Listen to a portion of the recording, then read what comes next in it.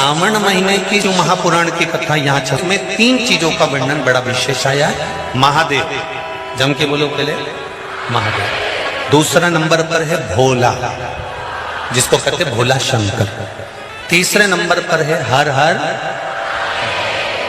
इन 3 उच्चारण को व्यक्ति को, वैसे तो आप कभी भी महादेव बोलो, हर हर महादेव बोलो, भोला शंकर बोलो, मना नहीं है, पर इन 3 उच्चारणों को कहीं कहीं बहुत जरूरी में ले लेना चाहिए। पहला, जब आप किसी कार्य के लिए आगे बढ़ रहे हो और वो कार्य हो ही नहीं रहा, बहुत प्रयास कर लिया आपने और वो काम हो ही नहीं रहा, अथक प्रयास कर कर थक गए, तब घर से जब निकलो तो एक विचार कर कर निकला, मुख से कहकर निकलना कि आज मैं इस कार्य के लिए जा रहा हूं और मेरे साथ मेरा महादेव जा रहा है।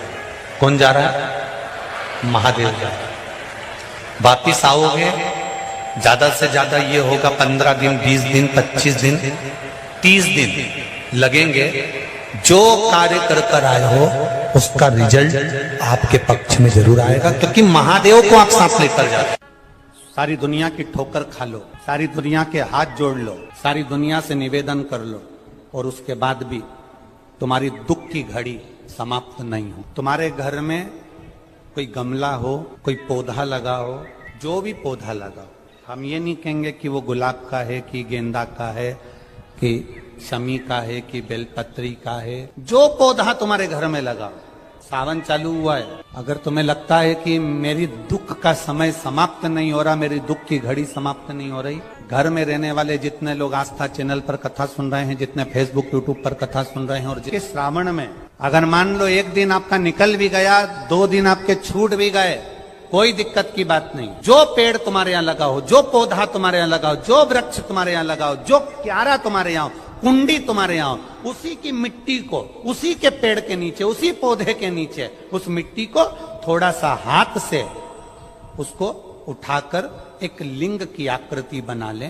उसमें जलाधारी बनाने की जरूरत नहीं, केवल लिंग की आकृति बनाकर उसी की पूजन वहीं कर कर पानी चढ़ाकर 15 से 20 मिनट बाद अपना काम करने के बाद उसी को उसी मिट्टी में विसर्जन कर दें, अपनी कामना कर कर।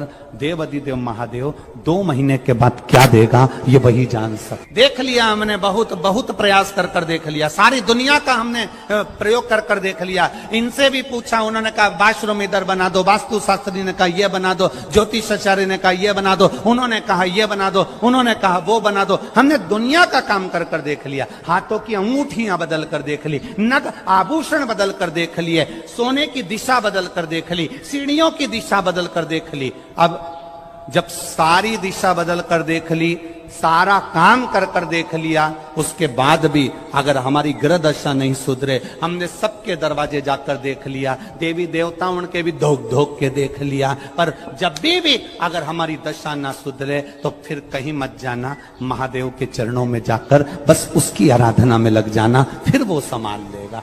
ये जो हाथ होते हैं ना, ये एक ऐसी इंद्री है जो स्पर्श करने से व्यक्ति अगर रोज का स्पर्श करता है तो उसके हाथ को पहचाना जाता है। आप लोगों में से किसी के यहाँ पर गाय या भैंस है? हाथ उठाओ जरा, किसके यहाँ पर है? सबके? हाँ, रखो रखो। जो दूध निकालने वाला होता है ना, गाय का जो रोज रोज दूध निकालता है, तो गाय उसके हाथ को पहचानती, उसने हाथ लगाया और गाय ने दूध देना प्रारंभ किया। अगर कोई दूसरा व्यक्ति दूध निकालने में बैठ जाए, घंटों तक परेशान हो जाए, तो भी गाय दूध छोड़ती ही नहीं। हाथ का स्पर्श इतना प्रबल है। शिव महापुराण की कथा में उमा संहिता के अंतर्गत वेद व्यास जी ने वर्णन करा, जब कोई संसार का मनुष्य जल लेकर शिव के मंदिर में जल चढ़ाने को जाता है और शंकर भगवान के शिवलिंग का जब वो स्पर्श करता है, रोज रोज जब भगवान शंकर को जल चढ़ाकर शिवलिंग का स्पर्श करता है, तो मेरा महादेव उसके स्पर्श को पहचान जाता है। और जब वो स्पर्श करने वाला व्यक्ति किसी की बीमारी पर, किसी की तकलीफ में, किसी के दुख में, किसी के कष्ट में जाकर मात्र उसका स्पर्श ही कर देता है, तो शिव उस पर करुणा करना प्रारंभ कर देते हैं। मात्र स्कंद पुराण में लिखा है, शंकर भगवान को सावन के महीने में जब हम 108 कोई वस्तु समर्पित करते हैं तो शंकर उसको लाख और करोड़ों गुना कर कर हमको पूरे वर्ष में प्रदान कर देता है। इस आपके पास कुछ भी नहीं है तो 108 चावल के दाने चढ़ाइए, 108 मूंग के दाने चढ़ाइए, 108 आप चाहे तो सरसों के फूल चढ़ाइए, 108 चाहे तो सफेद पुष्प चढ़ाइए, 108 चाहे तो गुलाब की पत्तियां चढ़ाइए। पर सावन के महीने में एक नियम बनाना कि मैं 108 ये वस्तु शिव को समर्पित करती। कावड़ का एक नियम रहा है, कावड़ का जल किस जगह पर रख दिया जाए लाकर थोड़ा सा, कि जीवन में कभी संपदा की कमी ना हो जिंदगी। कावड़ का एक नियम होता है, जिस नारी का, जिस व्यक्ति की संतान नहीं होती है, उसको कावड़ यात्रा करने से पहले अपनी गोदी में धान चावल को भरना पड़ता है। गोदी में उसको जब तक महादेव के दरवाजे तक नहीं चली जाती तब तक उसकी गोदी में वो धान चलते चलते उसकी झोली में वो हिलता रहता है। कावड़ का जल उसके कंधे पर रहता है और जब वो कावड़, जिसकी औलाद नहीं, संतान नहीं, जब वो कावड़ का जल महादेव को चढ़ाती है तो पहले जल समर्पित करने के बाद फिर चावल के दाने बाबा के उस शिवलिंग पर समर्पित करती है कि बाबा मेरी गोदी में तू यहां तक लेकर आया है, ये गोदी खाली मत छोड़ना, मेरी गोदी भर देना, भले 25 साल हो गए। कावड़ यात्रा का नियम है, 2 चीजों का स्मरण होना चाहिए। एक, अपने घर से निकलते समय दरवाजे के बाहर 2 स्वस्तिक बनाकर अवश्य आए, 2 स्वस्तिक बनाकर अवश्य आए। कावड़ियों का नियम होना चाहिए, घर से जब निकलें 2 स्वस्तिक दरवाजे पर बनाकर आना चाहिए। जिस समय आप कावड़ का जल चढ़ाकर वापिस घर की ओर जाएं तो वो 2 स्वस्तिक जो तुमने बनाए हैं उस पर कावड़ का जल छींटना अवश्य चाहिए। उस घर से लक्ष्मी कभी समाप्त नहीं होती, उसमें भरी रहे। कावड़ियों का स्मरण में आना, जब जल भरने जाओ तुम्हारे दरवाजे पर स्वस्तिक बना होना चाहिए, तुम्हारे दरवाजे पर 2 स्वस्तिक का स्मरण होना। मेरा शिव, मेरे गोरा, मेरा गणेश, मेरी रिद्धि, मेरी सिद्धि, मेरे देव नारायण, लक्ष्मी, राम, सीता, मेरे कृष्ण, मेरी राधा, सब वहीं पर विराजमान। और कावड़ियों को इस बात का भी स्मरण रखना चाहिए कि अपनी कावड़ यात्रा, जैसे सीहोर में तो 10-11 किलोमीटर की है, सीहोर सीवन नदी से जल भरा और 11 किलोमीटर दूर बाबा कुबेर भंडारी को चढ़ाया। आप सुल्तानगंज से भर रहे हो, हरिद्वार से भर रहे हो, आप प्रयागराज से भर रहे हो, जहां से भी आप जल भर रहे हो या अपने नजदीक से भर रहे हो, जितनी दूर तक कावड़ लेकर जा रहे हो उतनी दूर तक तुम्हारे मुख से व्यर्थ की बात ना निकलते हुए भगवान का नाम निकलना चाहिए।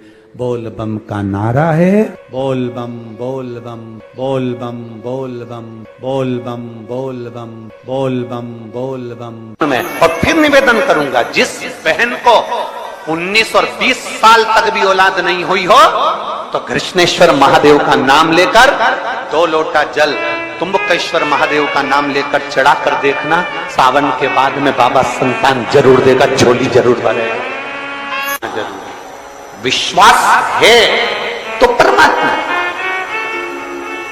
मानो तो मैं गंगा मां हूं और ना मानो तो बहता।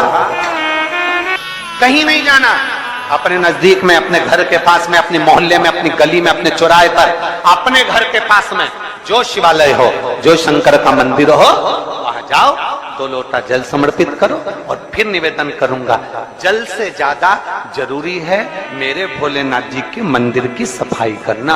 आपकी कोई कहे कि हमने भगवान भोलेनाथ जी के लिए सावन के महीने में व्रत रखा है, आप में से कई माताएं बैठी होंगी, कई भाई लोग ऐसे होंगे जो व्रत रखे होंगे। कोई कहे कि हमने भोलेनाथ जी को पाने के लिए, शिव जी को प्राप्त करने के लिए हमने व्रत रखा। कोई कहेगा सावन भर हम दाढ़ी नहीं कटवाएंगे, कोई कहेगा सावन भर हम चप्पल नहीं पहनेंगे, कोई कहेगा सावन भर हम ये नहीं खाएंगे, कोई कहेगा सावन भर हम भूमि पर सोएंगे, कोई कहेगा सावन भर हम ये नियम ले लेंगे। आप नियम लो, मना नहीं। शिव महापुराण भी कहती है कि नियम धारण करना चाहिए, आपके नियम से कोई तकलीफ नहीं। आप नियम लो, मेरा भोले बाबा स्वीकार करेगा। पर सबसे बड़ा नियम एक होना चाहिए कि मैं जब भी मंदिर जाऊंगी, सावन के महीने में मैं जब भी शिव पुराण में जाऊंगी, मंदिर जाऊंगी, देवालय जाऊंगी, शिवालय जाऊंगी, तीर्थ जाऊंगी, या गंगा का स्नान करने को जाऊंगी, या शंकर जी को एक लोटा जल चढ़ाने के लिए जाऊंगी, मंदिर जाऊंगी, तीर्थ जाऊंगी, कथा में जाऊंगी, पर उस मंदिर, तीर्थ और कथा में मैं कभी किसी की निंदा नहीं करूंगी। ये संकल्प हमारा भारी है। अब मालूम पड़े भीतर तो निंदा इतनी भरी हुई है, भीतर तो ईर्ष्या इतनी भरी हुई है कि वो ईर्ष्या हमारी झलक रही है। का पुष्प श्रावण महीने के जितने सोमवार आते हैं, रविवारी, सोमवारी और भोमवारी, कौन कौन से बार हो गए?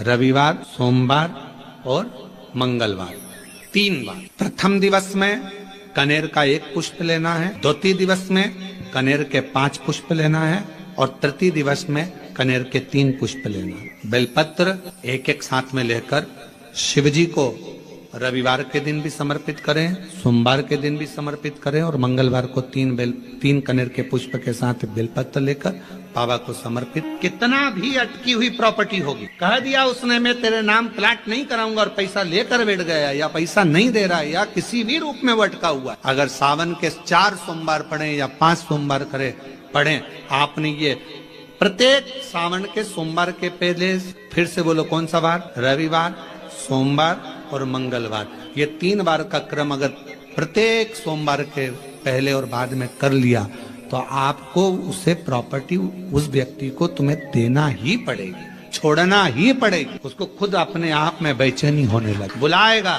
आपको जाना नहीं पड़ेगा, खुद बस फोन लगाया आपने, भैया हमारा करा दो, हमारा करा दो, 2 बार 3 बार अगर बोला, चौथी बार वो खुद बुलाएगा। मेरा बाबा उसको शिव शिव है, उसको कहते सत्यम शिवम सुंदर।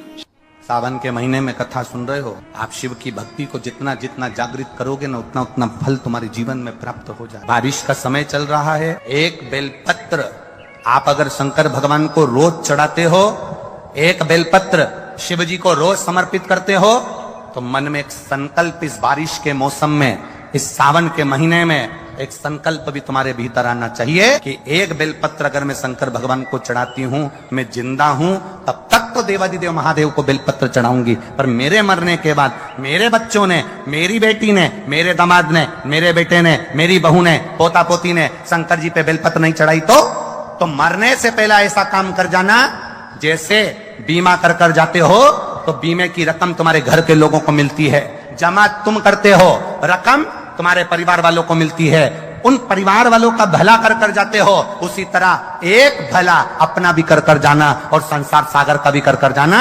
मेरे मरने के बाद बेलपत्र कौन चढ़ाएगा, इसलिए एक बेलपत्र का पेड़ लगा कर जाना, उस पेड़ की बेलपत्र कोई भी तोड़कर महादेव को चढ़ाएगा, फल तुझे ही मिलेगा। एक बेलपत्र का वृक्ष तुम भी लगा कर जाओ, उस बेलपत्र के पत्ते को कोई तोड़ेगा, शंकर पर चढ़ाएगा, फल मुझे मिलेगा। उस बेलपत्र के पत्ते को कोई तोड़ेगा, शिव को समर्पित करेगा, उसका फल मुझे मिलेगा। मैं चली भी गई, वृक्ष तो रहेगा, पेड़ तो रहेगा। श्रेष्ठ कर्म कर देख, श्रेष्ठ कर्म हम करेंगे तो उसका सुख हमको निश्चित प्राप्त होगा। पूरे साल अगर आपने पार्थिव शिवलिंग का निर्माण नहीं करा, कोई बात नहीं, पर साल में एक बार सावन के महीने की शिवरात्रि के दिन प्रथम पहर में अगर आप पार्थिव लिंग का निर्माण कर पूजन कर लेते हो, तो समझ लेना कि जिंदगी का सुख आ जाता।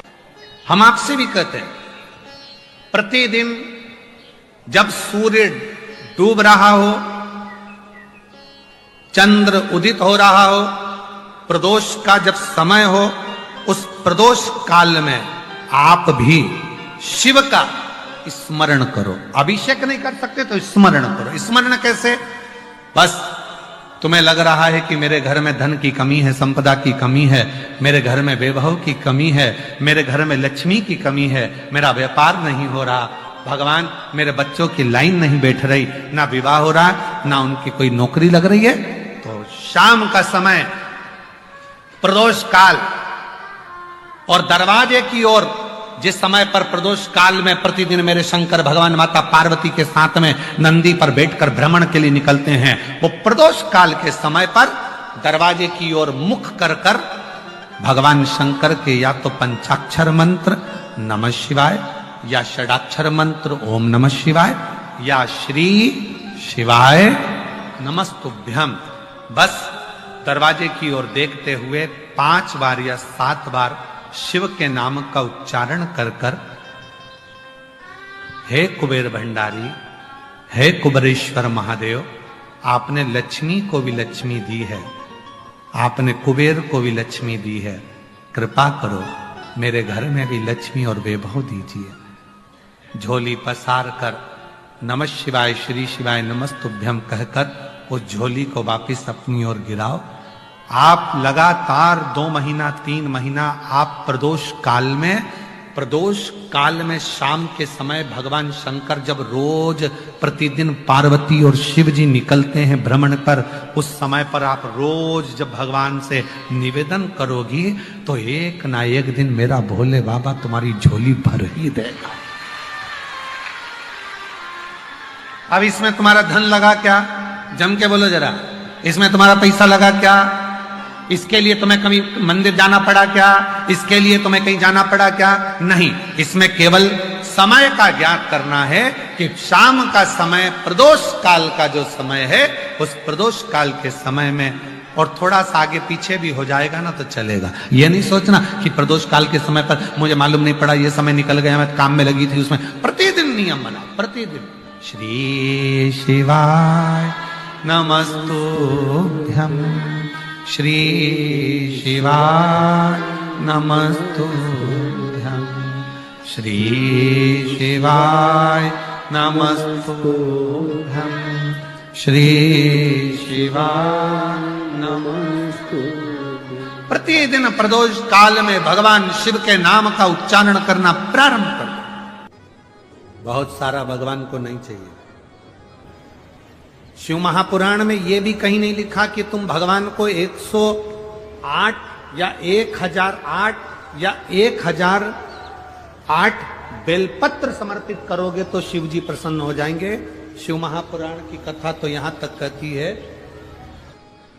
एक बेलपत्र की पत्ती को आप अगर बीच में से, ये एक बड़ी पत्ती, उसके बीच में 2 पत्ती और 2 पत्ती के बीच में जो गैप है, बीच पत्ती में, इस पत्ती और 2 पत्ती के बीच में जो जगह है, अगर आप इस पत्ती को यहां से स्पर्श कर कर, इस पत्ती को यहां से स्पर्श कर कर शंकर भगवान के शिवलिंग पर अगर आप श्री शिवाय नमस्तुभ्यम कहकर, पंचाक्षर मंत्र नमः शिवाय कहकर, षडाक्षर मंत्र ओम नमः शिवाय कहकर यदि शंकर के शिवलिंग पर समर्पित करते हो तो वो 108 बेलपत्र का काम कर जाती है। पकड़ने का स्थान देखिए,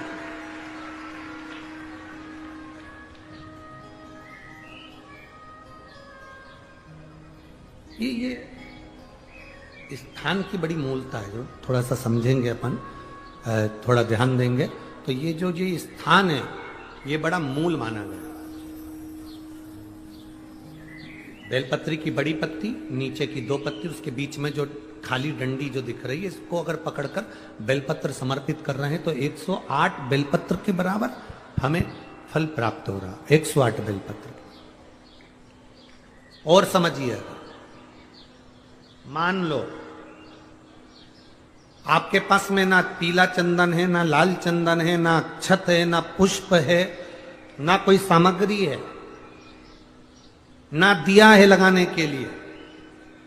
शंकर जी के मंदिर में लोटा भर के जल लेकर गए हो, आज तुम्हारे पास में हो सकता है जल भी नहीं है, लोटा भी नहीं है, तो जिस शंकर जी का दर्शन करने गए हो उन्हीं की बेलपत्र को उठाओ, और बेलपत्र को उठाने के बाद पहले अपने हथेली पर रखो, अपना हाथ रखकर बाबा से प्रार्थना कर कर बेलपत्री की मध्य पत्री, आगे वाली पत्ती को पकड़कर अगर वो बेलपत्र हम शिव जी को समर्पित करते हैं तो हमारा पीला चंदन, लाल चंदन, दिया सब बाबा को समर्पित हो जाता है उस बेलपत्री में।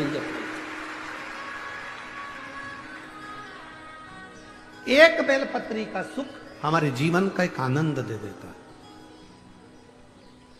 हम तो यहां तक कहेंगे, अगर कभी जिंदगी में तुम्हें लगे कि गुरुजी मेरा पैसा फंस गया, नहीं मिल रहा है, या मेरा पैसा अटक गया, नहीं मिल रहा है, या मेरा घर में धन नहीं है, बहुत तकलीफ की जिंदगी चल रही है, आप ये बेलपत्री का जो 2 पत्ती है ना, ये 2 पत्ती इस जगह से पकड़कर, आपको लग रहा है कि पैसा नहीं है, काम बहुत बड़ा अड़ा है, बेटे की शादी, बेटी की शादी, या मकान या दुकान, कोई काम अड़ गया, ये 2 बेलपत्री की पत्तियों को पकड़कर अपनी कामना कर कर शिव जी को समर्पित करो और 1 लोटा जल बाबा को चढ़ाना प्रारंभ करो। 20 से 22 दिन इंतजार करना, मेरा बाबा हाथ पकड़कर कुबेर भंडारी भंडार जरूर भरेगा।